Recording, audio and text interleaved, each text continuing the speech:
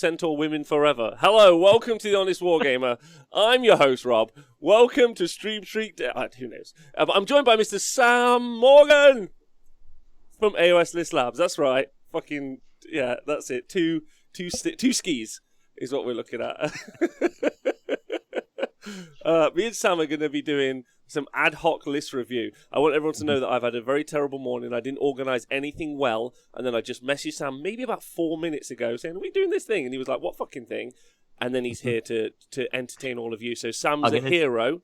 So I need to show you, Rob. This is a live image of just how late this is. I just got some Baskin Robbins turned up from the Uber because I thought I'd be watching the show, not participating in the show. So I'm literally going to eat my little... Yeah, that's how it works. It's an ASMR start.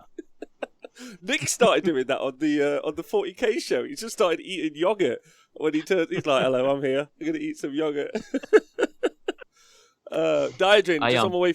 Oh, go on after you, Sam. Are you well? I've got the hokey pokey with a peppermint, and then there's a chocolate fudge on top, and we've sprinkled some chopped up almonds there. What ice cream did you have? It's Baskin Robbins. It's just like a little chain store. I don't know if you guys have got them. Yeah, no, but sorry, what flavour? What flavour ice cream? Yeah, hokey pokey. So it's like little balls of maybe honey, maybe honeycomb. I'm not quite sure. Oh. Indescript and sweet. No, it's delicious. I've made a salient choice. Okay, if it's mint choc chip, I think we riot. That or salted caramel, I think. Mint choc chip. Yeah, okay. It's also the middle of winter here. It's bloody freezing. This is like a bad choice on so many levels. And what temperature is it though? 18 degrees Celsius. Degrees, yeah, I think it was 18 today. In England, there'd be people completely naked, just outside, like, wow, look at the heat. Well, listen, it's lovely having you on the show. I was going to thank everyone for joining us live. Wargaming Dad, Knigget, Colonel Cabbage, Scott B, Diadrin. I'm just on my way for my first lockdown games at Bad Moon Cafe. So excited. Really happy for you. Gitley says Guten Smorgan, which is hilarious. That's hey, something great. Hello, everyone else. Thank you to someone resubscribed, which was lovely. Sump Works. Appreciate you. Neil, what's going on? Yeah, sure. If we get to a hot tub street, if we get to Stream Street 469, I'll try and do it in a hot tub. Who knows? Like, I don't know where I'd find a hot tub, but I'll try. Like, I might just do it outside in the rain, which is basically the same. So I'm glad everyone's well. Thanks for joining us. Thanks for listening to the podcast. Please stay hydrated, and thanks to all the YouTube thugs who are getting very thuggy in the chat, which I'm enjoying on the YouTube comments. They're fun, the YouTube comments now. I'm enjoying. They're wild. One of them wanted to bullock with me about Graveguard. Graveguard are the best. They've got punch. Graveguard punch. This guy said there was no punch. All right, mate, calm down. Okay.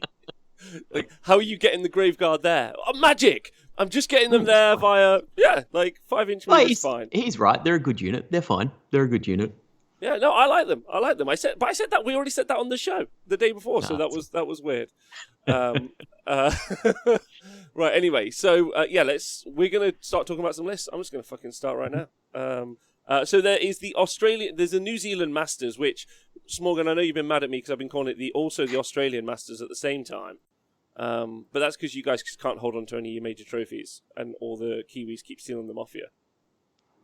You say that, but their biggest ever event, I actually won. I saw the bloke last night do those flexes. Me and Nick Owen went over into their biggest ever fantasy event, and we won that one. Teams event. Nick, and then we just had 2 bits of dead wood. So Lockie Mulcahy and someone else. And then most recently, their biggest Age of Sigmar event, they had Hayden Walker and Liam Burdett Blue, who I would say they're like D-grade, maybe even E-grade Australian players, went over and pinched 2 of the trophies. So just saying. You got the 2 kids off the paper round to play. Yeah, they just smacked him around. So I don't know if Liam qualified. He probably did on that one result. Man, how did they travel over there, Liam and Hayden? I assume that they did some My Chemical Romance busking in the streets, parody band. This is pre-COVID. This was Notorious GT. So admittedly, neither of the Shawns could play because they were the TOs. But Liam and Hayden both podiumed as far as I recall. Oh, okay. Yeah, and they're both amazing people. Peasants, exactly.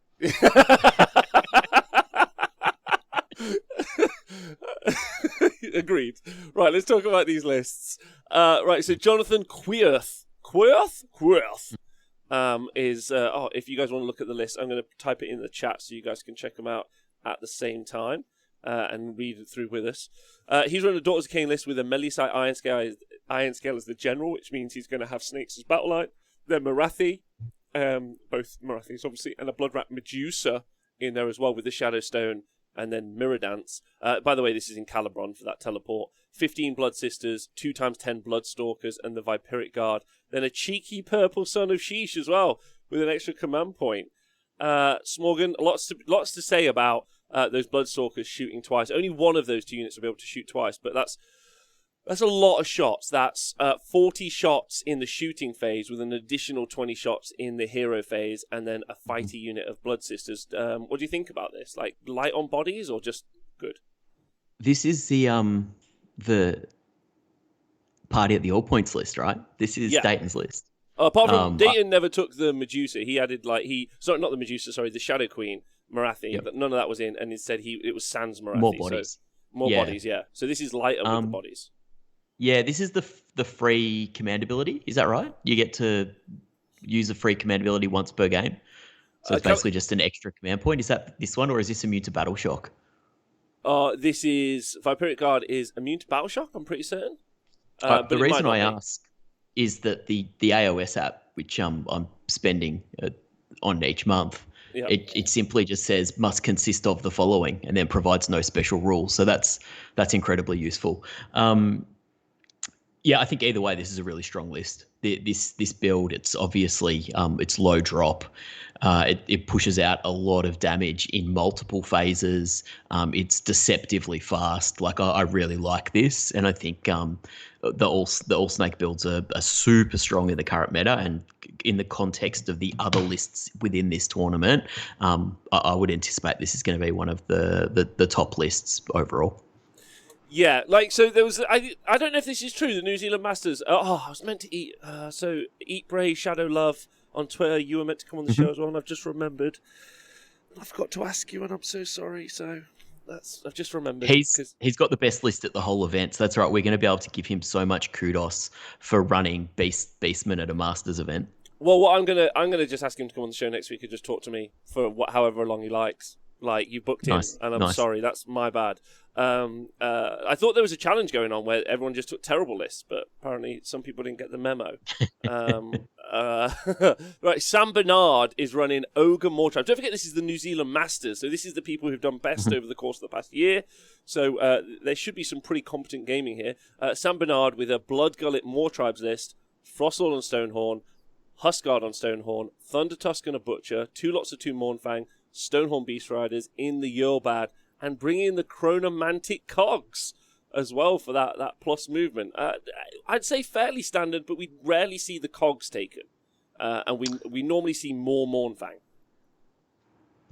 Yeah, I think this is the 6-inch pile-in sub-faction, isn't it? So, getting a 6-inch pile-in via the Stonehorn is really strong. And this army does a stack of mortal wounds. And if I recall correctly, there's sort of 3 or 4 KO lists at the event, and I think a good sort of ogre player should like the KO matchup, because they're just with the KO builds that are here anyway. They're able to outbody them on the objectives, and they're durable enough and fast enough that they can sort of hit and hurt them. So I think this list could easily be brought up a level just by increasing the number of Frostlords on Stonehorn. But whatever, like, what he's taken is really cool and really strong. Agreed. Yeah, really strong. And we've seen it just play time and time again. And in Blood Gullet as well. So, lovely. Ben Black, with his Karajan Overlords list, is running an Endrin Master with Endrin Harness, 2 lots of 10 Arcanauts, 4 Gunstruck Gun Haulers, all with Sky Cannons. Oh, sorry, one's got a Drill Cannon. And then 2 lots of Gunstruck Thunderers, which you saw banned at the Super Series for this matchup this Sunday on Monday. So 2 lots of 10 there. They're 240 each for 10. And then a Frigate and an Ironclad, again with a heavy Sky Cannon. What do you think about KO generally? Obviously, it's in Urbaz, though, and it's not in Ziflin. It's no Alpha Strike list. and But instead I more don't get it consistent. at all. You really? I don't understand. Oh, like it has heaps of things that are good. Arcanaut Company are really good. The little gun haulers are really good. The Ironclad is good. I don't know why you would take a frigate if it wasn't part of a battalion.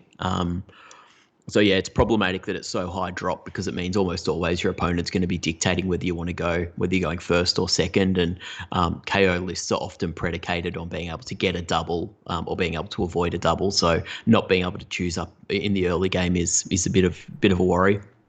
But yeah, it's cool. I mean, if I was playing against this, I don't know how it's supposed to win. And if he's got some secret plan, I think that's a really good starting point. You know what I mean? Like, if this guy's really experienced using this particular build and playing it a particular way, and his opponents aren't prepared for that, well, then that's an advantage that he's got. Yeah, yeah. I love talking to you because then it's just I don't have to follow up. I'm like, well, I want you to talk heaps so I can just smash this ice cream. I'll do the next one. You smash out the ice cream. Right, so OCR Bone Reapers is being played by Tim Lind. I got to say that actually I was looking at it on paper, the gun haulers, right? Because I was like, what weapon are you going to take? Because the Sky Cannon is an interesting shout, because I wasn't sure you were going to take the Sky Cannon. Let me just go and war scroll this, because I was literally looking at this today for no reason. More on that later. So the shrapnel shot is amazing, right? Because it's D6 shots, 3s, rend 1, 2 damage. And then they've got the... oh, no, they don't have... It's the frigates that have the flat 4 as well. So, but, like, that's pretty amazing at 18-inch range, just like 130 points. It's that rend 1, 2 damage. And he's got it, like, 4 times. So it's 4d6 shots, 3s, rend 1, 2 damage. Mm-hmm. Like, that's pretty good. Like, on a 10 wound, 4-up save kind of model. And that doesn't include, like, there's also an 80-shot carbine where there's 2 shots. And if you really wanted to, you could just try and do the 1 shot that's 3s, 2s, rend 2, d6 damage. So moving into kind of an armor meta, maybe via Blood Knights and the Vamp Lords and also the Stormcast with 2+ and stuff, maybe like that's going to be more relevant. But it's interesting. 130 points feels like a bargain for that. But, they just have so much utility. A gun hauler is an incredibly valuable piece because it's always threatening. You know, it drops bombs at the start of the phase. It's tough to kill. It just zips around. And even there's 1 turn per game where it can just move an extra 6. So quite often people will screen for the 9 inches, right? But then you get that 1 turn per game where you automatically going an additional 6, and then it can still charge and shoot and all the other stuff. It makes it a really, really versatile piece. I love gun haulers. I always run them in Tempest Psi with +1 to hit and +1 to wound. They're ridiculous. Yeah, good shout. Okay, and then the Thunderers are going to do some amazing work as well. Right, Tim Lind has got an OCR Bone Reapers list which is the crematorium. So he is like he's got like P lattes. Right, like he's only listening to music on vinyl. He is super edgy, like all the way. Crematoriums is my favorite end of. Like, it's not the best, but I would paint these guys up as fiery boys, and it would be amazing. He's even made them be from Ashquay, so I think that's wicked. Liege Cavalas, Arcan in there as well. 40 more tech, 20 more tech, 10 more tech, and then the Harvester. Then he's got 2 crawlers. The crawlers make loads of sense, and I can see why he maybe wouldn't put into more tech. So obviously, crematoriums, when you kill one, they're going to dish you a mortal wound back. Oh, Wen sucks. Thanks for donating £10 to the show. That's like fucking hugely appreciated. I can't actually tell you how much. So thank you so much. Yeah. So like when one dies, basically you've got the opportunity to do some mortal wounds back, and the Gothizzar Harvester can basically bring them back as well. And then Arcan has also got the ability to put models, and so has the Leeds Cavalos, models back into that unit. So that Brick of 40 is pretty hard to get rid of, and then when you hit it, it does mortal wounds, and then it regenerates, which I think is pretty sweet. I don't think it's ever top tier, but I think it's a way fun way to run OCR Bone Reapers. Yeah, absolutely. Fully agree. It's got all the tools. It's really cool. Arcan's a nice little machine gun. Like, if your opponent can kill him, they can kill him. Whatever. Yeah. Do you know what I mean? Like the those medium wound characters, he's nowhere near as survivable as he is as like a Catacross or an Agash, but equally you're not paying the same points. So yeah, I really like this list. I think it's cool. Yeah. Okay. And the crawlers, unbelievable. 200 points. Yeah. Always. Unbelievable. I'm glad the Flinger is more expensive because it's better. Right, so then Kerry Melody is playing a Cities of Sigmar list, Wanderers of the Bramble Labyrinth, which is, oh my god, names. A Dreadlord on Black Dragon, the Exiled Highborn on Ancient Arboreal Dragon, the Anointed, Chosen One of the Verdant Wilds, and the Knight Incanter, Broderick Battlemage of Hedge Knight of the Bramble Labyrinth. I was just speaking to one of my good friends earlier today, who's I haven't spoken to him much over lockdown.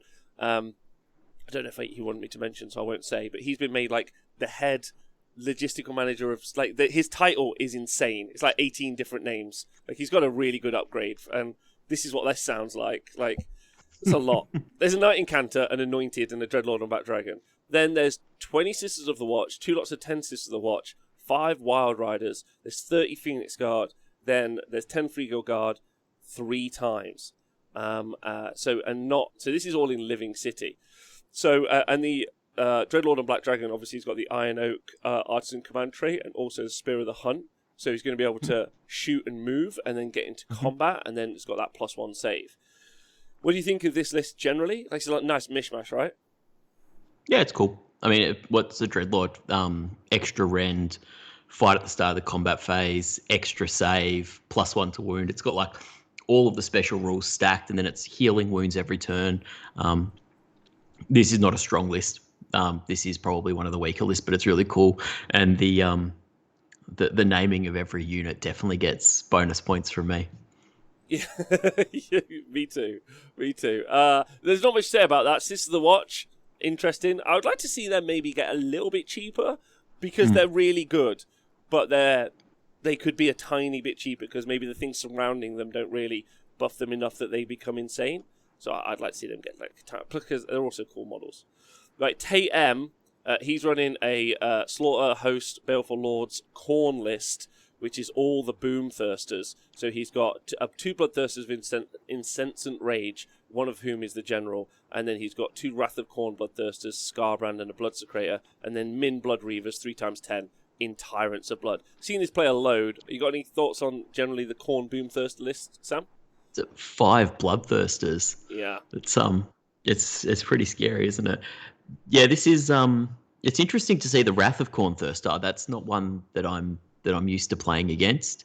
That was more of an AoS 1. In the old book, I think the Wrath Thirster was popular, but it's not something that I've seen subsequently. So I don't know if this is a carryover and he's just sort of running the same models, or if he's got some secret moves planned for those Wrath of Khorne Is Wrath Thirsters. not the pile in 6? No. Wrath of 1 second. Hold on. I'm pretty certain. You can use command ability. Incensant is Explode. I think Wrath is just like +1 to run and charge or something. Yeah, it's the short one. That's weird. I thought that's not the one that lets you pile in 6 inches. That's the other one, right? No, so it's got a really good combat profile, singular, like 6 attacks, 3s and 2s, damage D3, rend -2. But yeah, it's not as hitty as the other one. Like I say, there might be something in there that we're missing, perhaps the sub-faction or something like that. But yeah, I don't know. That's certainly not one that I've seen in AoS 2. Fun. I mean, if the Boom Thirsters go off, the Unfettered Fury, that's the one. I was struggling with that today. Thank you. The Unfettered Fury is. But the Incensant Rage is the Unfettered Fury is the pile in, the Incensant Rage is the booms. Anyway, fine. I've made my thoughts on Khorne. Good luck. So far, not a lot of shooting. So far. Mm-hmm. Oh no, actually, there was some in the cities list, but like and the KO. I think there's 3 KO to come as well. So I don't like that. Having looked at all of the lists, I don't like the Bloodthirster's chance of getting into favourable combats. But if he's able to run the gauntlet with the draw, he could potentially do well. That's the advice actually from Frontline Gaming currently against Drukari. Just avoid the match is the best way to just avoid it. Right.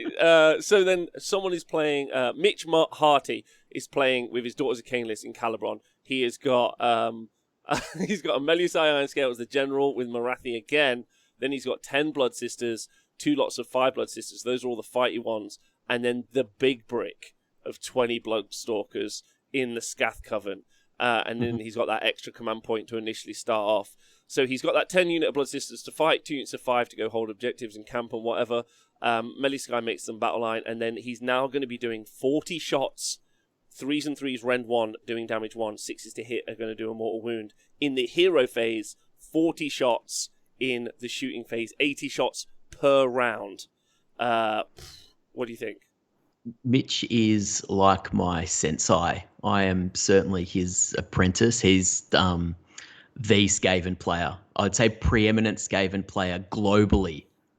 And he did an amazing show on Notorious Age of Sigmar. So whenever you finish watching this, go over to Notorious and look through their back catalogue. He did their Skaven review. I didn't know that he was playing other armies. I would say based on both player skill and also build, this is the one to watch for the event. I reckon this is going to be the winner. But I heard from both Sean and Sean that maybe Mitch struggles with pressure a little bit. So we don't want him to know that we think it's going to be the winner, but I reckon this is what you would pick as the winner ahead of time. So hopefully that doesn't get back to Mitch, because I don't want him to get any pressure. Don't worry about it. You've only brought a really strong list to attempt to win. So, if you don't, awkward. Sean Bates, love this guy. Lumineth Realm Lords list. So he's gone for Sire. He's taken Teclis, and he's obviously got the Goading Arrogance Cathalar as well. And then he's got the Aurelin Legion.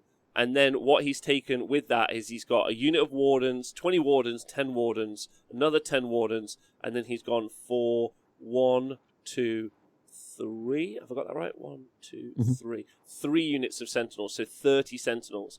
I talked about this because, again, Teclis was banned on the ban show on Monday, Sam. I talked about this already. I think Teclis is such a big cost that you don't necessarily get tons out of him, but I haven't seen any Magic Doms who are going to shut him down at the moment, so maybe he can cast his 8 spells. Oh, sorry, his 4 spells or whatever. I don't know what you think, about this and the whole thing. Yeah, they're running the new book, so I think that under the new book you would be crazy not to take Teclis. Okay. From my perspective, I think he's still the best thing in the book. I really, really, really rate Lumineth. I think they're a really strong army, and they've got lots of flexibility. I take your point in terms of it corralling the list to play a particular way, but I think that's the strongest play style. And I know Sean went 1 and 2 and 2 on the weekend, so he took this list and finished sort of middle of the pack, and he's the sort of guy it wouldn't surprise me at all if he takes it to a 5-0, and equally it wouldn't surprise me if he gets on the beers and goes 1 and 4. So he's got a rogue element to him. We don't know how this one's going to play out. Okay, all right. Yeah. So Dave in the chat, Dave was one of the people responsible for he was the person responsible for the banning of Teclis. I can be wrong. It's just my feelings are X. We'll see this play out, right? And that's what's exciting. It's nice that you can't just say this is definitely too good, get rid of it. You can in some cases, but in this, it's there's a swing vote on it. So, and it's also a low drop, which we haven't seen a lot of low drops. So take an opportunity there, and then 30 Sentinels is pretty punchy. Right, Stephen Morris, and also Sean is great. Stephen Morris is running a Seraphon Thunder Lizard list: Croak, Star Priest, Skink Priest, and of course the Scarvet on Carnosaur and the Astaroth Banner Bearer, which will be comboed with the Balewind Vortex. Then he's got the Bound Burning Head, #ban bound spells, and then he's got the triple Bastillodon. He's got 5 Saurus Guard, so he's got what we call the Croak Castle. Croak, the 5 Saurus Guard on the Balewind with the Astaroth Banner Bearer. It's basically unkillable. He's there, ready. And he's going to be doing loads of mortal wounds. And then he's got 20 skinks, and then he's got 3 lots of 10 skinks. And really, it's all about those Bastillodons just doing those shots into chaos, and just doing a lot of shots and double tapping and shooting away. Looking to generate as many command points as he can from Croak. What do you think of the... generally, the Thunder Lizard list doesn't tend to do as well as the Coalesce list, Sam. What are your thoughts on that? So this is the shoot twice, right? And your bravery can't be modified.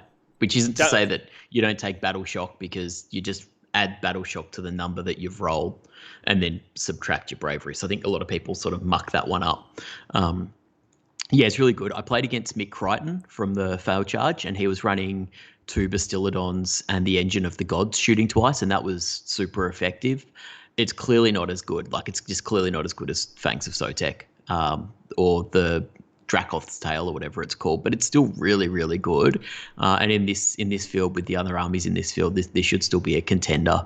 I mean, just the Skinks and Croak are too strong. Like I know we just said we're not having that conversation about Techless, but for Seraphon, it's another tier again. It's boring tier. Well, and also don't forget, so this is the non-teleporting version, which I think is key. Mm-hmm. So, like, this is the non-teleporting version, which means the army does move a lot differently. Like, it's more of a screen and shoot over the screen via the Bastillodons. Yep. So if you can get something that can jump back there or start to affect them, that bound burning head is going to literally sit between them and give them reroll ones to hit, which is huge as well. So, like, it's pretty... And then when you get close enough, Croak just zooms you like wom with the mortal wounds. I would say that like it's like that's what he does. He's like wom. But but there's not tons of bodies. I sent some, but the whole thing is reducing damage by 1. That's not even the good sub faction. Reducing all incoming damage by 1 to a minimum of 1 is what they're getting, and that's not even the good variant. So that's wild. But it will affect those KO shots, which are rend 1 damage 2. Because they're going to go down to rend 1 damage 1. So I think that's a real interesting take. Anyway, Bartek Witowski, nailed that. You really should not lose to this list. This is Eat, Pray, Love. Okay, again, I'm sorry. Right. Next time on the show, I want to hear you. You can give me a review of the show. You can do a whole battle report on the show. So he's running Gavspawn, Beast of Chaos. He's got One-Eyed Grunnock. Oh, for fuck's sake. Him and Nathan Prescott just like, I like One-Eyed Grunnock. Yeah, I like One-Eyed Grunnock. Like, do you want to have a phone call and just talk about One-Eyed Grunnock for 45 minutes? Jesus. So he's allied Mega Gargant. Then he's got Great Brave Shaman called Black Phillip. He's got Great Brave Shaman called Barbecue Goat and Modica the Doom Cow, which is the Doom Bull. Then he has got 10 Ungor, 10 Gore. He's got 10 Bestigor. And he's then got 10 more Bestigor. He's got 2 lots of 10 Ungor Raiders. And oh my fucking god. He's got 2 lots of 3 Dragon Ogres. Is this the Masters event? Is this? Mm-hmm. Okay. And then in the Pestilent Throng. And then he's got the Wildfire Taurus. And the extra command. Wildfire Taurus is still super good. Super good. Endless spell. So that's going to make people strike last. And then he can... I mean, he's got the Warglaives on the Dragon Ogres. So... You could throw the Wildfire Taurus, throw 2 lots of Dragon Ogres in, and then just like try and clean them out with the Warglaives if you roll well. I guess? No. It's not. The Pestilent Throng, right, is if your unit's destroyed, every enemy within 7 you roll a dice, and on a 2+ they take a mortal. So maybe his plan is to get his whole army killed, and for the exploding mortals to be enough to get through them. This is it's wild that he's taking this to the Masters. I think I have nothing but respect for this dude. This is unreal. Yeah, me too. Like, imagine what we just spoke about, all the 80 shots coming out of the DOK list. Just chuck Marathi in the guts. See what she can kill. See if she can take off the whole army. Like, just one bomber down the lane and just be like, "Can you kill her?" Amazing! What a legend! What a fucking legend! Yeah, couldn't love it more. The only problem he's going to have is getting to the event with balls that big. Like, he's going to give him some extra time. Right? Okay. So Jesse Lee is running a Flesh-Eater Court's Blisterkin list. He's got an Abhorrent Ghoul King on Royal Terrorgeist, an Abhorrent Art Regent, and a Vargulf Courtier. And then he's running 20 Crypt Ghouls, and of course the Abhorrent Ghoul King on Royal Terrorgeist has got Spectral Host as the spell, but he's also got the Gruesome Bite, of course. And the Arc Regent's the general. Then he's got 20 Crypt Ghouls, he's got 3 Crypt Horrors, and then he's got 6 Crypt Flayers twice, in Royal Mordants. And then he's got the extra command point. So it's all about lowering the bravery of these people and getting those flayers in to do as much screaming as possible and take them off the board. I mean, I would say if there wasn't so much KO and there wasn't so much shooting, then this would be okay. They're fast. It's super fast as well. So it can really push into his opponent really aggressively, which I think is really good. But it just doesn't have a lot of staying power if the Terrorgeist ends up going down. I think that's maybe one of the issues. But yeah, and currently, Flesh-Eater Courts is sat on a 40% win rate. So, well, 38. So he's really pushing a rock uphill at the moment. What do you think? I played against this list recently, and it's got lots of maneuverability and speed, but it doesn't have the output that other armies in the meta do at the moment, which is a really funny thing to say because when FEC came out, they were problematic in terms of they did too much damage, right? Mm-hmm. And just the progressive power creep has meant that, now they're actually at the lower end, which is a bit funny to think about, isn't it? When that first weekend when the book came out and the sky was falling. But now, I think some of the armies here will shoot off the characters, the two support characters, and then they'll be able to progressively target and break the army up. But yeah, in terms of the list, it's really fun. It's a really strong list to play if you're playing any other 2018 and 2017 and 2016 builds, which we've seen quite a few of in this event. So I think they're going to go okay. It's like a time warp. Well, also like in Australia, the models are incredibly expensive, and in New Zealand they pay like 115% of whatever we pay. So I think that is a case of people that they get an army, they love that army to the extent that they name their characters and their units, and they play it to death. And I think all power to them. It's awesome. Yeah, agreed. And I think actually it creates a very dynamic meta, which I think is good. And I agree with you 100%. Bo Patterson, who just ended up taking an event out not long ago with his IDK, I think it was last weekend before. He looking to repeat that. He's got his Deepkin, he's got Volty, he's got 2 Soul Scryers, he's got 2 lots of 6 Morsar Guard, 3 lots of 3 Ishlan Guard, and the Leviathan. I think he ran a similar list, if not identical list, at the event which he took out, and he went 5-0 or 6-0. I mean, what's not to say? We were talking about units that aren't too good. There's Morsar Guard, baby, 100%. Probably I don't know who said it. Maybe best war scroll in the game, end combo, probably. Provably at this point, consistently too good. What do you think? Ooh, best scroll in the game is tough. Yeah, I want to think about that for 3 or 4 days, Rob, and do it. That's not the sort of thing. I'm a bit more conservative than you, mate. Yeah, that's fair. That's fair. You want to obsess over it for several weeks. That's right. Now very strong. I'm very strong, and his list looks finely tuned, and it has some amazing puns. So calling your Achillean guard "Oh Carp" gets you bonus points from me. Yeah, and your Leviathan being Shell is also brilliant. Yeah.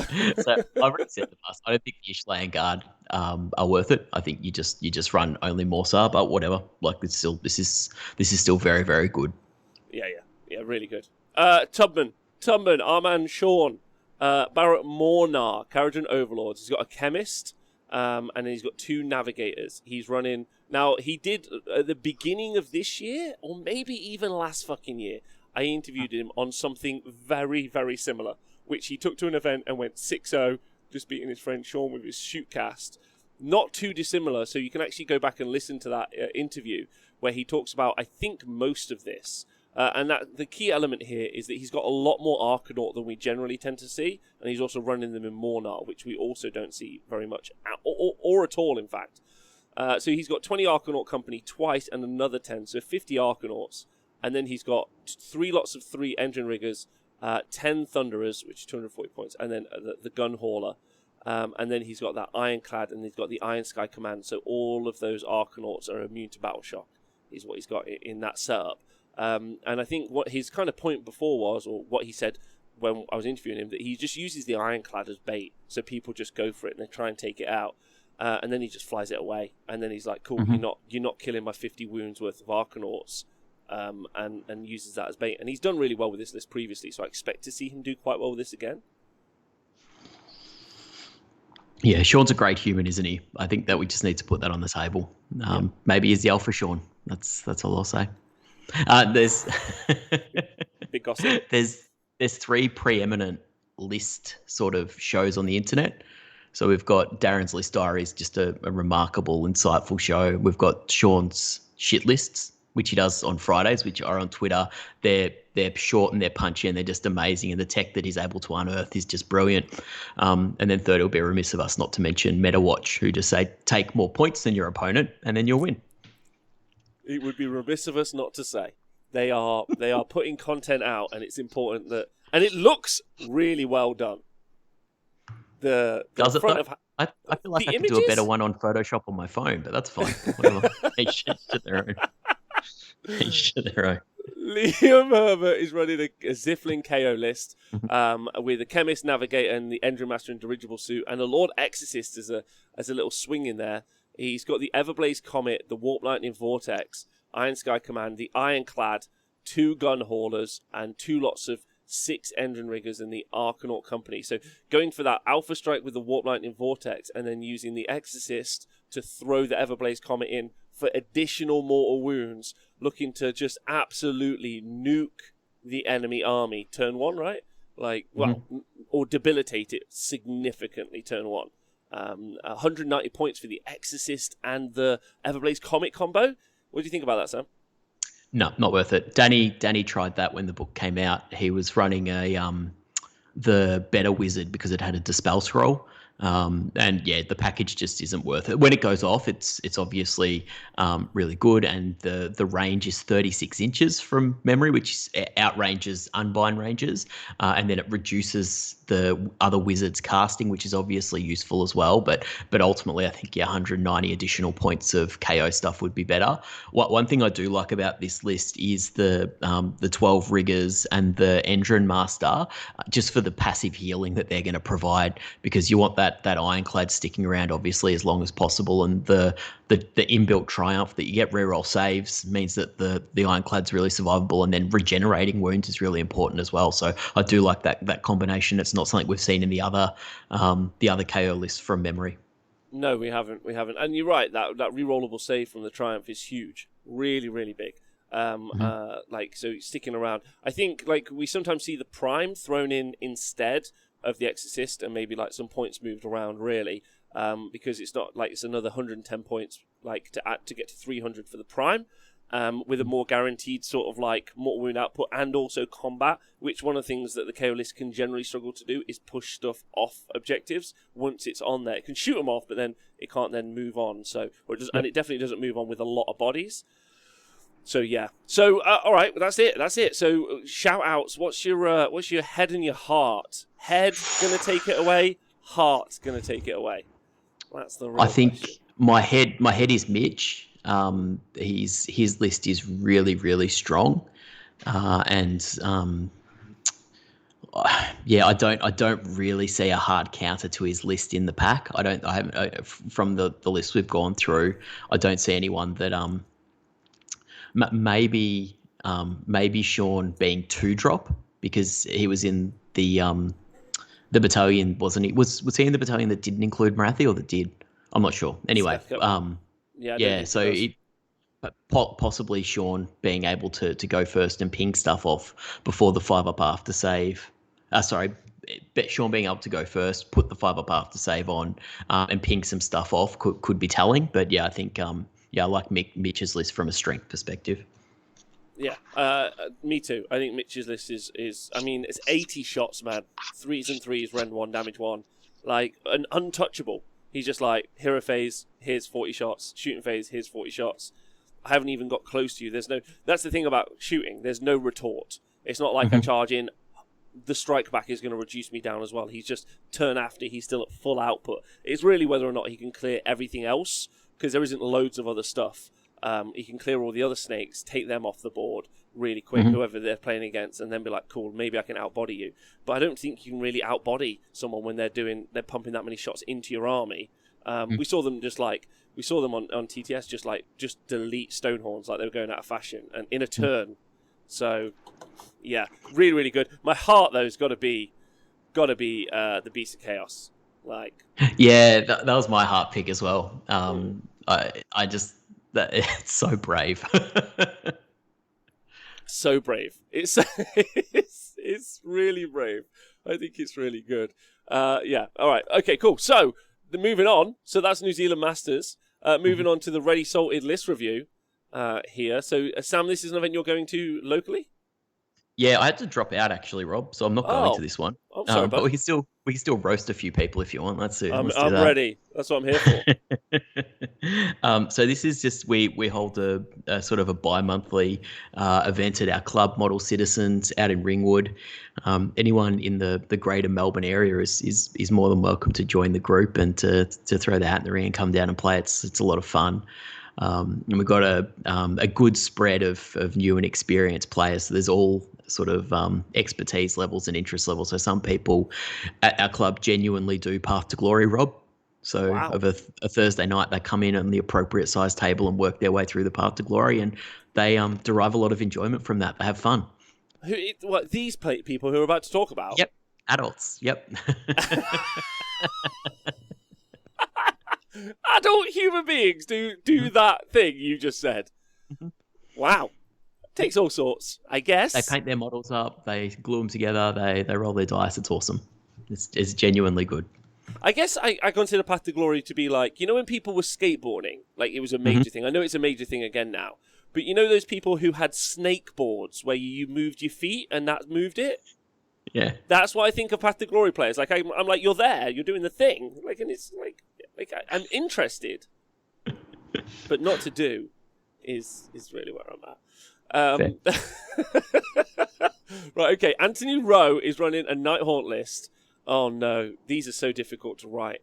Like, that's one of the problems with Nighthaunt, that they're difficult to make legal lists with, I find. So Reikenau's Condemned, Lady Alinda, Guardian Souls, and Nightmare Lantern is a new book. The new stuff allowed from Bellacore. It should be anything that's got an FAQ, which Bellacore obviously doesn't have an FAQ. So this is the first illegal list of probably many. Yeah. Anthony's the club president. So how big of a flex is that? He's just taken over the presidency this year. Yeah. And he's just like, all right, boys, we're playing things my ways now. I'll do what I want. We'll drop the FAQ rule for Ready Salted. Good. Wait, so it's no FAQ, no play?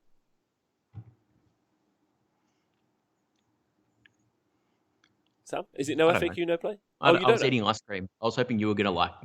I thought it was no FAQ, no play. Bay the Nos says that's the situation. Oh, whatever. Okay. Cool.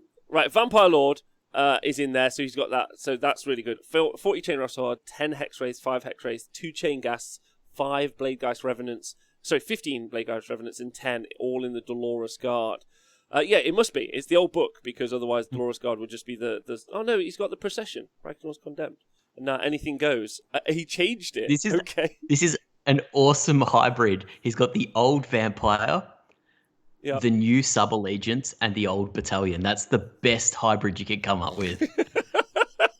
Love it. I love it. I reckon it's awesome. Big flex. Anthony's been playing Nighthaunt forever. I'm sure he'll do well and have fun. I think he went 0-3 at the monthly club meet that I ran this year. So hopefully he's able to get some wins on the board at this one. Yeah. Okay. So then Anthony Z, different Anthony, is running he's running Mortis Praetorians OCR, so far more what we normally see Bone Reapers. So Catacross and then Arcan. We sometimes see Arcan thrown in there for the big additional flex. And then Catacross, and then 20, 10, 10 of Mortec, 5 Death Riders as a little pocket, and then Mortec Crawlers. 2 Mortec Crawlers and the Burning Head for those reroll ones on the Mortec Crawlers. Pretty solid, some really potent and consistent shooting, and then also you've got Catacross to throw up the board, but not a lot of like frontline punch from the Mortec. But from everything I've ever been told, 20 Mortec's enough. Anything beyond that, easily. And it's wild. Yeah. Yep. So this is pretty standard, but really good. Yeah, and I think he'll do really well. He was playing off on the second table last event we're at. Back in the day, Anthony won a Golden Demon, and his army is so nice. It's all 3D printed Bretonnians as like skeleton Bretonnians or like ghost Bretonnians. Yeah, very, very, very, very good. Nice. All right, so then Brody Malagron is running a KO Urbaz list. He's got the Engine Master twice, and then he's got those Phosphorate Bomblets, which are a fun artifact. Then he's got the Gun Hauler twice, 3 times, and then he's got 2 Sky Wardens, and 6 Engine Riggers. And then he's got 10 Thunderers, a cheeky Gyrocopter as an ally, and an Ironclad. And I mean, 70 points for one Gyrocopter. And then the Gunshot Escort Wing as well with the big Ironclad. So yeah, like, I mean, eventually when you've read enough KO lists, you're like, cool. Load of boats. I'm gutted to see this, Rob. I'm really flat right now because Brody's been working on a Pistolier's army that I wanted him to get tired of so I could just sweep in and buy it once it was all painted up. So let's drop the KO, mate, back to the free guild, please. Get painting, then lose with it so it can be bought. Exactly. Go on, Brody. I believe in you. And I love the cheeky inclusion of the Gyrocopter. That's just going to look cute. And it's not bad for 70 points. 70 points is great. Carlos Greblow, he's running a Skaven tide list. So Verminlord Deceiver with the Norbomb, Arch Warlock, Grey Sawyer on Screaming Bell, the Bombardier. Then he's got 3 lots of 20 Clan Rats, 6 Storm Fiends, which is nice. The Doom Wheel, he's obviously going to have does he have it? No, I don't think he does. I'm just seeing if he's got the artifact. Deranged Inventor. No, he doesn't. No, he doesn't have it. Okay. And then he's got the Purple Sun and the Vortex as well. So he's got the Doom Wheel, the Vortex, and the Purple Sun. So he's looking to just Alpha Strike with some big spells, right? Oh, yeah, I did miss Alpha. Yeah. Sorry. Carry on. What do you think? I thought you did that deliberately. I thought you were having beef with South London Legion. You're like, there's one bloke in this list I know. I'm not going to read his list. No, I really like Arthur. We'll go back to Arthur. I don't know. Let me... no, let's talk about this and we'll go back. I love Skaven at the moment. I'm painting up my Skaven. If I wasn't on the phone to you right now, I'd be painting up little Clannish dudes. So I hope he does well. But this isn't like a well constructed list in its current incarnation. I know Carlos has been playing heaps of different games with different Skaven builds. And I think 320s, a Doom Wheel, and then 130 points on YOLO spells suggests to me he's going to have like a heap of fun and be very thematic in terms of just blowing up things, but potentially also running away. Yeah, I think so. I mean, there's some really good spellcasting in there. The Screaming Bell with Skitterleap, the Verminlord Deceiver with the Norbomb. There's a lot of teleporting and moving around the board, not even including the. But yeah. Like, I think if he has an event where he rolls hot, every opportunity to take out the event. But you have to roll those dice. There's a lot of like cast this, then cast this to do well. Arthur, who I really like. Has got a Mortis Praetorians list. And then he's got a Mortec of Necropolis, and then he's got Nagash, but at old points, so 880 points, not at new points. Then he's got 20 Mortec, 10 Mortec, 10 Mortec. Then he's got the Suffocating Gravetide, and he's got the Umbral Spell Portal. So I think he's going to be going for teleporting Nagash to Alpha Strike, and then you've got to deal with him as Catacross and the Mortec Guard just push up the board. Really good, I think. But like, we don't know the scenarios, so this is Russian roulette taking this list. But if he gets a good run on scenarios, I think he's the strongest player from like a skill perspective. And he had a stinker by his own admission. He had a stinker at his last event. He just had a bad weekend. You know, that happens sometimes. And I reckon he'll be looking to make amends for that and take the 3-0. Oh, go on, Arthur. I believe in you. Especially Nagash. It's got to be really fun to push Nagash around. Like, that's got to be like, yeah, like a big play. Right, okay. Chris Zed. What can we tell me about Chris Zed? Chris Zed is Anthony Zed's little brother. Nice. And I believe if Chris and Anthony draw each other, it might be sorted out in the car park with little flick knives. Fuck. I think it could get heated. So that'd be good. That'd be real good for our club to have as like a story. Remember back in the day when those two guys clicking fight outside. I was thinking a streetcar named Desire. I'm a bit more highbrow than you, Rob, but whatever. Oh, right. I mean, West Side Story's pretty highbrow. They just click at each other as they walk in. Yeah, I could go like really English working class and say Kez, and then you'd be like, what the fuck? And there'd be like 3 lads from a mining town who'd be like, yes, Rob, love a bird. Yeah. It's incredibly deep cut, that is. But anyway, Living at the Realm Lords, he's got Teclis in here. He's got 40 Wardens, and then he's got 40 Sentinels. But instead of being like a 20 and 2 10s, he's just got 20 and 20, 20 and 20. And then he's got, he's got 60 Sentinels. Mhm. Holy shit. Yes, Chris Z, this is what I like to see. Not even in the Legion. He's like, I'm not taking the points. He's like, I'm having more bodies. And he hasn't even got any, he's got Techless, 60 No Sentinels, Cath. 40 Wardens. No Cathalar. He's like, fuck you. Like, this is awesome. All of his games are over within 18 minutes. Either way, like, you get into him and you take him off, or he just shoots you off. Yeah. I love it. This is fucking mint. Like he's like, oh no, I don't want twin stones. I'm gonna roll the 5-ups and then I'm just gonna shoot. Yeah, this is what I would play for Lumineth. Although I would just drop Techless and have more shooting. I just have one Cathalar being like, hope I don't die. That's what I'd aim for. Right, so then Dylan Macfarlane, he's running a Legion of Sacrament. He's got a Necromancer, a Vampire Lord on Zombie Dragon. So this is old stuff, obviously, as well. Mm-hmm. 2 lots of 5 Direwolves, 10 Black Knights, 2 Bat Swarms, oh my god, 15 Direwolves, 30 Skeleton Warriors, 3 Vargeist, and a Mortis Engine. And he hasn't even bought an extra command point, so he's going for that 50 point for the Triumph there. What do you think of this? You like a bit of death.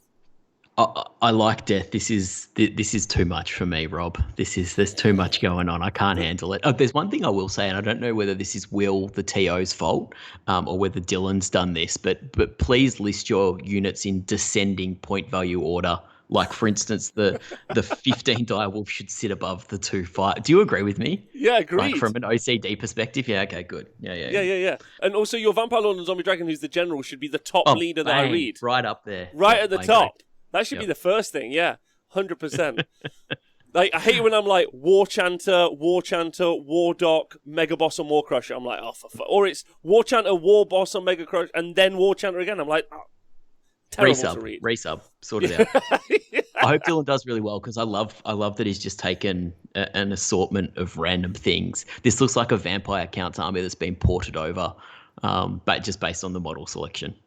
Yeah, it's also like, he's only got like the 1 unit to really bring back. I mean, he's got the 15 Direwolves, I guess, and the 30 scale. I always thought old Direwolves was a very viable build, like old Legion Gash. I never really saw someone run the whole thing. But you need the corpse cart though, don't you? And you need to take the buffs, which he hasn't. Yeah. Right, James Wellington is running a Nurgle Blessed Sons list.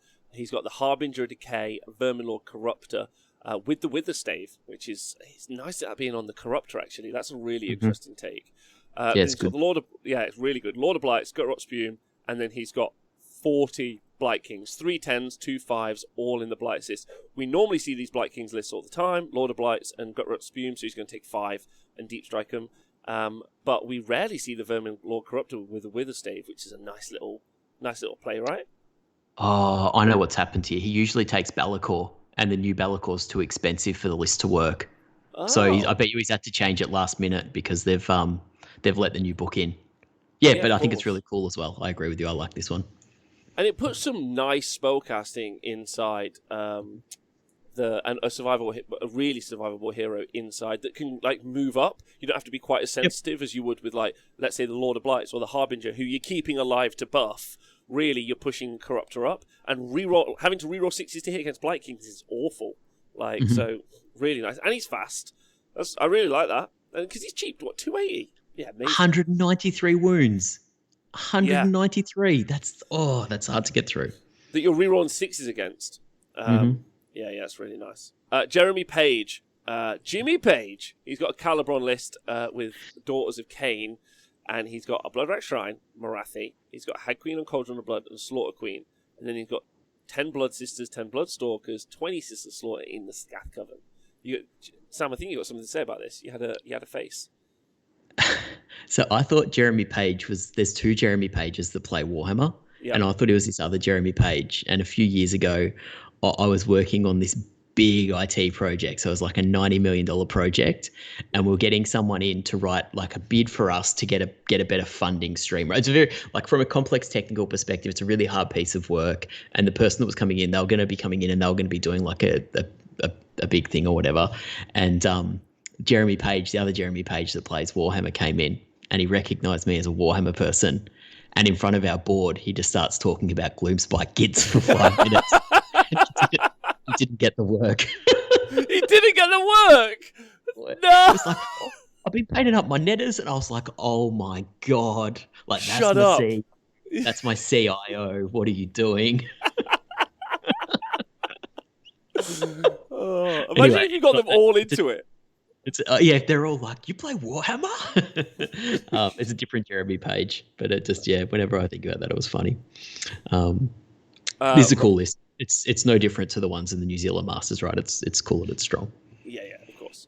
Kylie Ward is running a destruction list with a Kraken Eater Mega Gargant, Frostlord and Stonehorn, a Fungoid Cave Shoot. Is this mixed destruction? Godrak. What the fuck? 3 lots of 20 1 unit of shooters, 2 units of stabbers, an extra command point, and Scuttletide, because there's a Fungoid Cave Shaman in there as well. So Godrak, a Kraken Eater Mega Gargant, and a Frostlord on Stonehorn. All right, let's talk about it. Yeah, tell me. So firstly, Kylie, how good? Like, as many chicks as want to come down to the club, please do. Haven't met Kylie before, but I'm really excited to see her there. Yeah. The Kraken Mega Eater, right? Yeah. He has an ability on his War Scroll that when he piles in, then he's able to pick up a model and break coherency. Well, in mixed destruction, you can pile in the hero phase. So she's able to pile it in, pick out a model, and then retreat away and do stuff normally in the movement phase, but to break coherency. And you could do that 4 times because there's 4 characters. So that's amazing. That's an amazing piece of little nifty tech. One of the characters procs on a 3+ and the others proc on 6s. So what that means is you should be getting sort of over 1 a turn where you're able to do that. That's great. I think they also do mortal wounds on the charge. So you could charge the Mega Gargant in the hero phase and then break coherency. That's really clever. The other thing that happens here is the Hammer Blade. It's anyone within 3 inches takes a mortal wound on a 5+. Well, they've given it to the kicks and punches from the Stone Lord. So the Stone Lord's not losing its spear. Its feet have the artifact on it, which is amazing. And then the other thing is Godrak's command ability affects friendly destruction units. So Godrak gives +1 to hit to the Mega Gargant and to the Frostlord. And the Mega Gargant really needs +1 to hit. This is like a really clever, nuanced list. I wish that I was playing so I could play against this list. Fuck yeah. Well done, Kylie. This is great. Yeah. I've read a lot of lists in the past year. I've just been in this box reading lists. And this is very fucking different to stuff I've seen. So that's awesome. Even the Fungoid Cave Shaman. Cave Shaman and Scuttletide. And fuck Scuttletide forever. If you ever played against it, it's the worst. Like, there's just a maniac the other side who's like, so I'm going to put this here, yeah? And then he's just like, if I roll a bunch of dice, you're fucked. And you're like, fuck! Like, there's nothing I can do. And that'll look amazing to paint up as well. That's great. Love it. Lenny Bell is running a Slanesh Lurid Haze Invaders list. He's running a Keeper of Secrets, an Infernal Raptress, Sigvald, and a Bladebringer on an Exalted Chariot. Then there are 10 Chaos Warriors, 11 Blissbarb Archers, 10 Demonettes, 2 units of 5 Slickblade Seekers in the Seeker Cavalcade, so they'll be piling in an additional 6 inches. A lot of the new stuff, is this just like a bunch of new stuff? Lenny, just a big fan of Slanesh generally? Do you know that or not? So a unit of zombies, right, innately has a 6-inch pile-in, which is one of their battalions, and innately does mortal wounds on 6s to hit, which is the other one of the battalions. Like, would 80 zombies beat this army? Would 80 zombies? Or does it need to be 120? It's just, It's very expensive. I mean, the 10 warriors... Units. So they got dark units. No.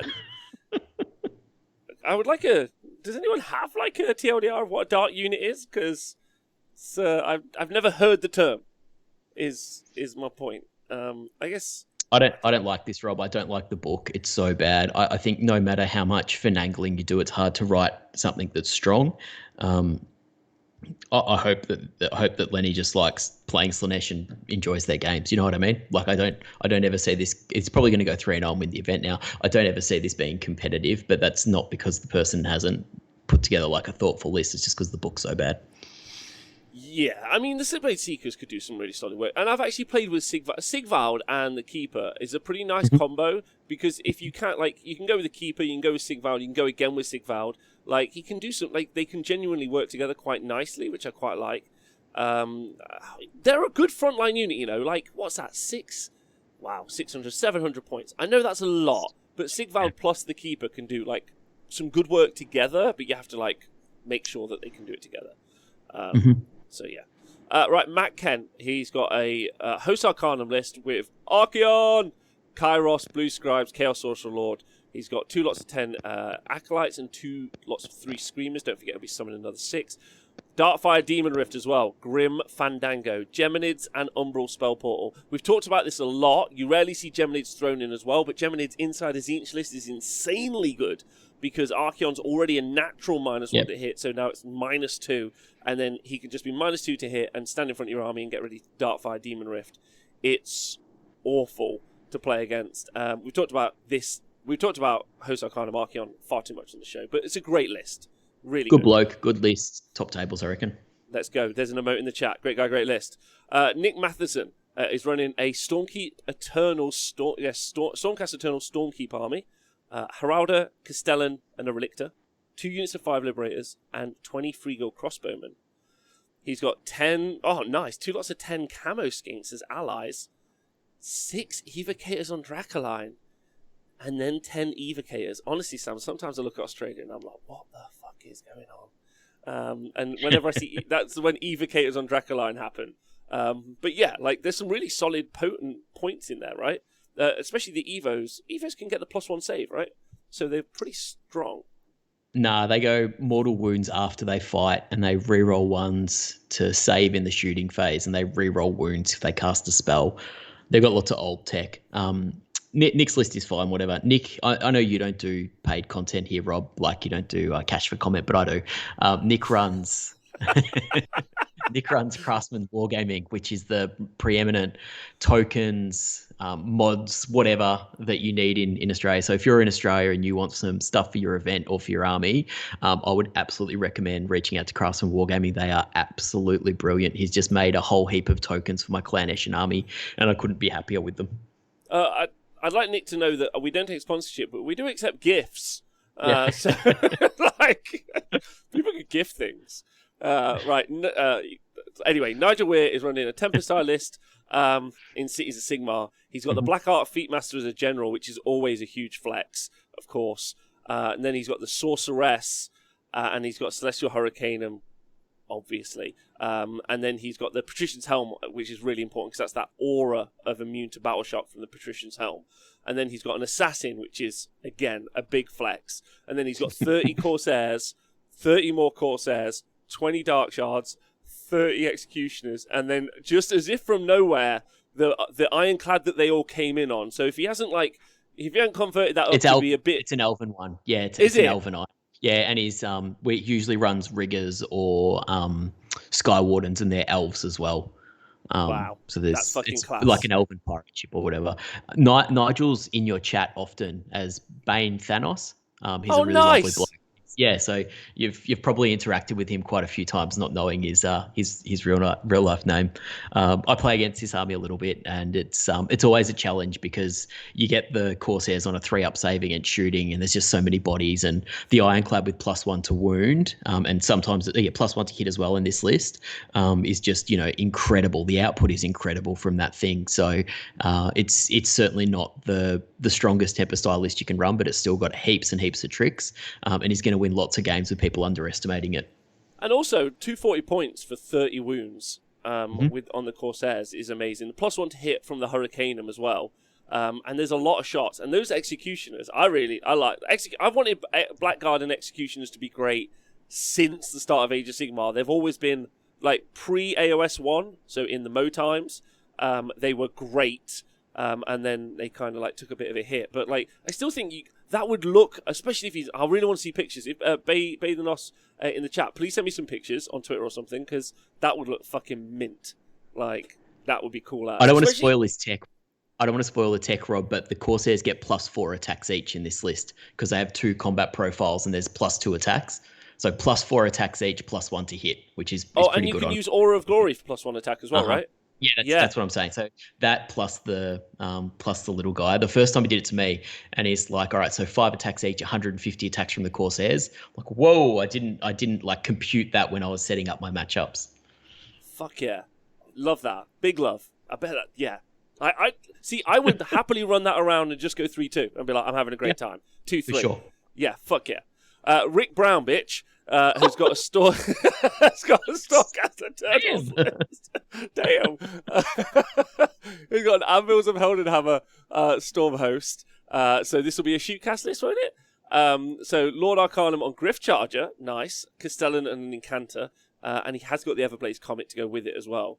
And then he's got 6 Vanguard Raptors with long strike crossbows, 2 Aether Wings to go with them, and an allied unit of 20 Skinks, which is nice to ally in the Skinks for your screen. Bodies. Yeah, 120 points for 20 bodies in Stormcast is really good.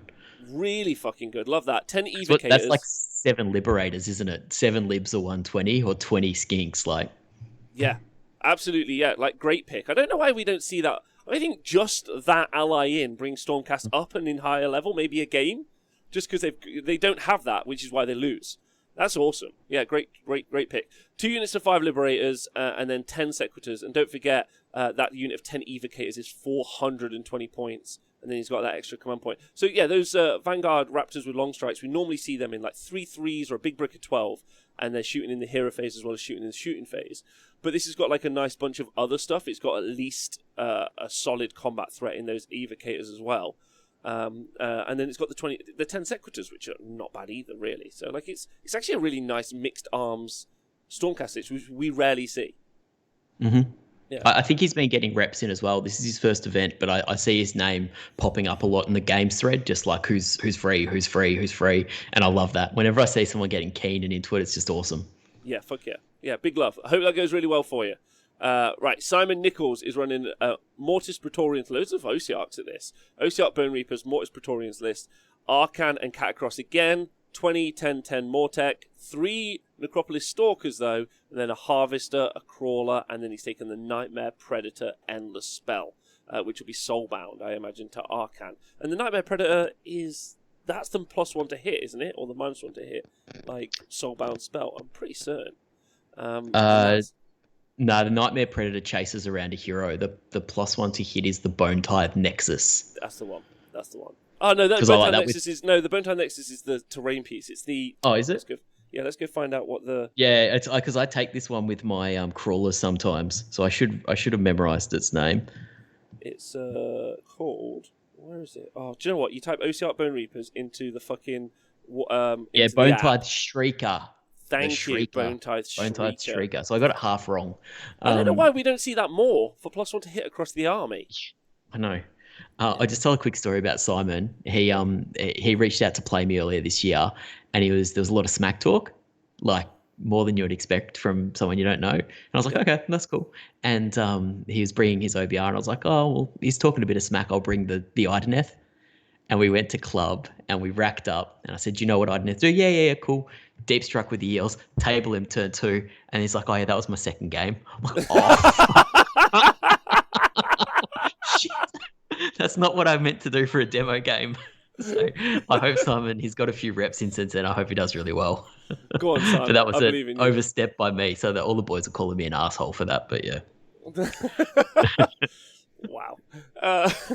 Right, Stephen O'Donnell is running a Zytrek list with Techless, a Law Seeker. Nice. First time I've seen this in the list. Wind Mage. Then he's got 2 lots of 20 Wardens and then 10 Wardens. Then he's got 20 Sentinels. He's got the 5 Venari Blade Lords. Then he's got a unit of Wind Chargers. So he's only got 1 unit of Wind Chargers. And then he's got the Star Shard Ballista. And then he's got the Rune of Petrification as well. So that Shrine Luminar on the table is... It's nice being able to talk about Lumineth now with their new inclusion. There's a lot. Adding in that piece of terrain has actually brought the power level of that army up significantly, for no points. And then, so that's huge. And then the other stuff, like having the Wind Mage and those Wind Chargers. I think the Wind Mage and 2 units of Wind Chargers, you've got a fucking solid army, like, and everything behind it's really good. And then the Star Shard Ballista or the Star Shard Battery, whatever it is going to be really, really potent as well. What do you think of this? I hope he doesn't draw the other Lumineth list, because imagine if he just cops the 60, just pew pew pew, because the other guy's fewer drops than him. I like this. I reckon this is cool. They're a really interesting army because there's not really anything bad. So whatever sort of hodgepodge you put together, you actually end up with a reasonably functional army that can operate in lots of different ways. And I think it's frustrating that there's a standout sub-faction because the other ones are all actually viable.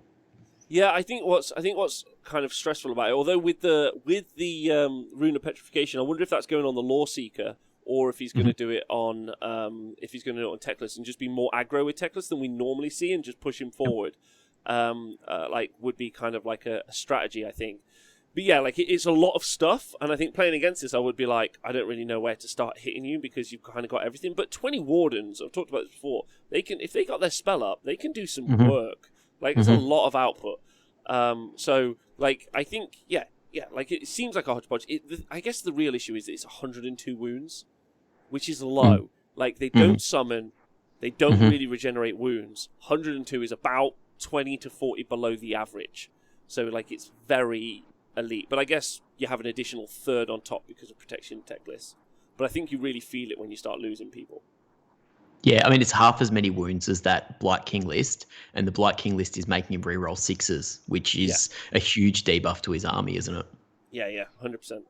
100%. Massive. And then Tam Smith is running a Dom Hine Idoneth Deepkin list. He's got the Keeling King, he's got the Eidolon of Mathon, the Aspect of the Sea, and then he's got the Achillean King, and then he's got 3 lots of 3 Morsard, 1 Ishlan, and then he's got 2 Alapexes, and he's also got a Leviathan as well. I mean, there's not much I can say at this point about it. It's just awesome, isn't it? Like, this list is not anywhere close to the net list, and everything in it is really good.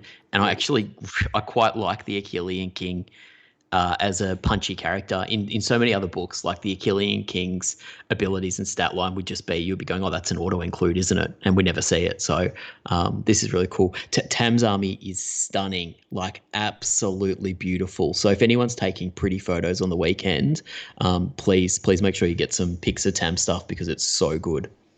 Okay. Yeah, please do. I'd like to see that.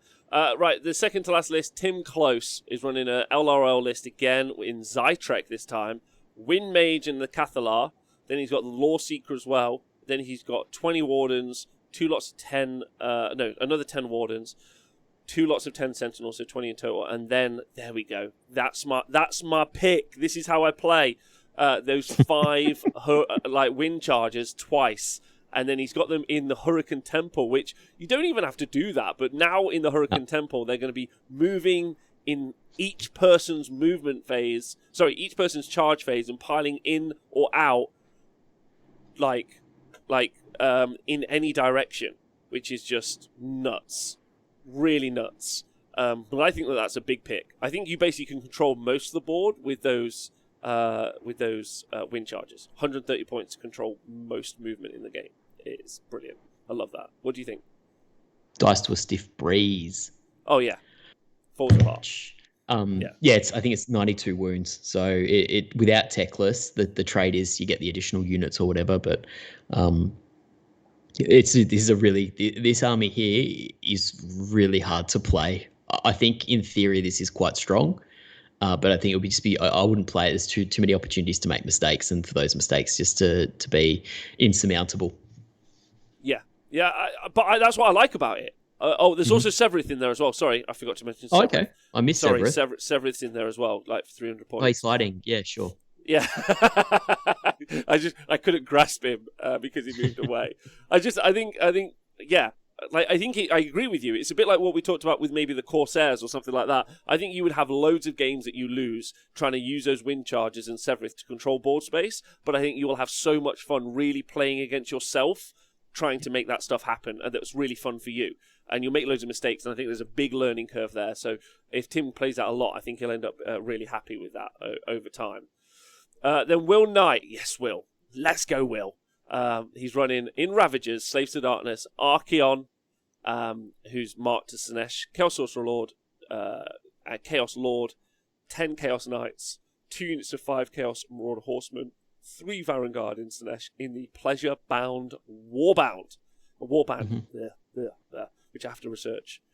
I can't remember what it does. So it's a 1-drop. It's a 1-drop, and he gets a 6-inch pile in if a model from the army's died in the combat phase. So it enables you to do some really cool stuff with Archaon, and the 6-inch pile in lasts until your next hero phase. So if you go first and then they get the double, you've got this 6-inch pile in for your whole army for three consecutive turns, which is really great. And obviously being a 1-drop means he dictates in every matchup. On Will's the TO, and on the morning of list submission, we were just talking. And it's like, I want an army that's not awful, but can also win, and also finishes its games in an hour, so I can do all the data entry and stuff. So that was sort of his selection criteria for this one. And I think what he landed on is really strong and really cool. And he's in the sub faction where he gets to summon Marauders as well. So he's got realistically an extra 20 quite good bodies that are going to be coming on the board over the course of the game.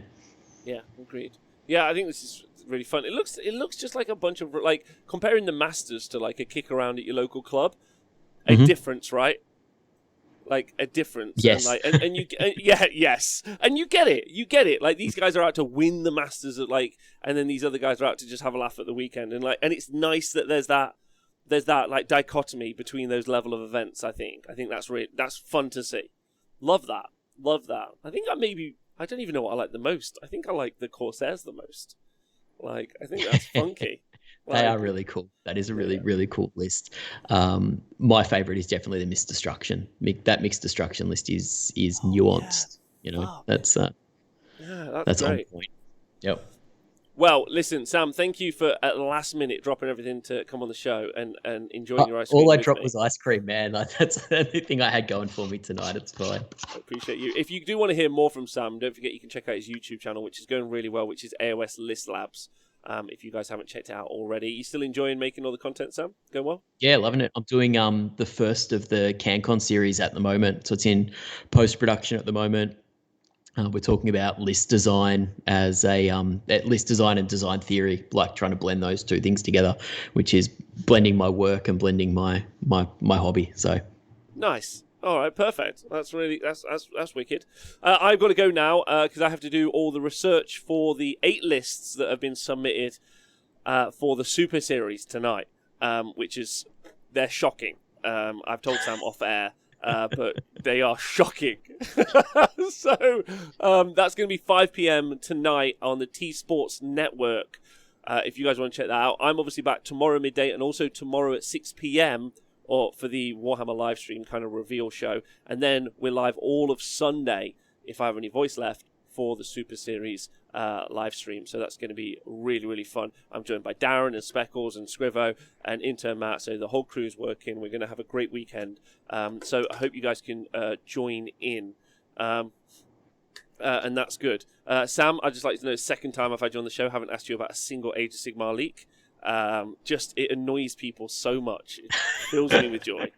Great, love it. Thanks to everyone on the podcast. Please stay hydrated. Thanks to everyone on YouTube. Thugs. Sam, you got any shout-outs you want to make today? No. Oh, good. No. Perfect. No. I mean, No. Yeah, okay. Perfect. But shout out Will Knight. It's awesome that he's running the event. His partner is pretty pregnant, so I think this is the last one that he'll be able to TO for a while. So it's great that he's sort of doing this for the club, and then hopefully he can hand the reins over to someone else to take on the next one. That is brilliant. I'm shouting out Tarquin, I've booked the giant TV in my house just to watch the Super Series. Yes! Love it. That's what I want. I eventually want, like, beers in with the lads because we're going to do this thing. I'm super into that. Right, so we are going to go and raid someone now. We're going to raid a Warhammer person, if that's cool with you, Sam, and make them happy. Who will we raid? Let's raid this guy. Joe Royman. No, not that. That looks weird. Let's do this way. Someone doing a chill painting stream with 11 viewers. Let's send 150 people to raid his ass. Just emotionally overload them, which is always great. Thanks, Sam, for being on the show. You're a superstar. Tune in later on at 5 p.m. at the T Sports Network. So, whatever that is. See you soon. Bye-bye.